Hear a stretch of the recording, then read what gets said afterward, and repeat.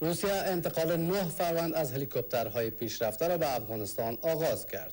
خبرگزاری آتاتارس روسیه می نویسد روند تحویل دهی این طیارات پیش از این بر اساس قرارداد با دولت آمریکا صورت گرفته بود و قرار است در آینده نزدیک نیز 21 فروند دیگر این هواپیماها که ارزش آنان بیش از 370 میلیون دلار است به افغانستان تحویل داده شود.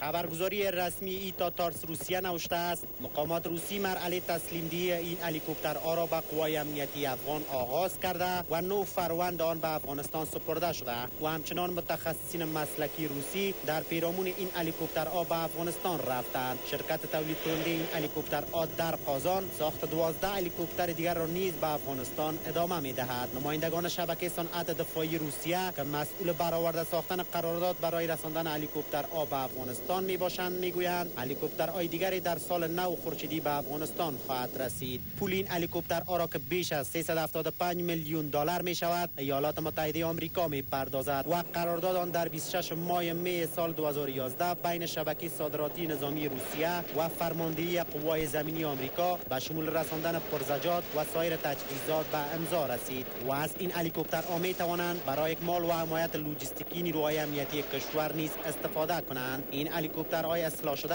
از قدرت بیشتری برخوردارند و می توانند در مناطق کوهستانی و ارتفاعات بلند پرواز کنند. مقامات شبکه صنعت دفاعی روسیه می گوید این هلیکوپترها با وسایل و تجهیزات مجهز می باشند که از سوی قوای آمریکا پیشنهاد شده و اکنون آمریکایی‌ها با دیدن این هلیکوپترها اظهار رضایت نمودند. به گفته آنها آمریکا بر علاوه 21 هلیکوپتری که قبلا فرمایش داده بود اکنون گفتگوها برای خرید 18 هلیکوپتر دیگر به نیروهای افغانستان ادامه دارد.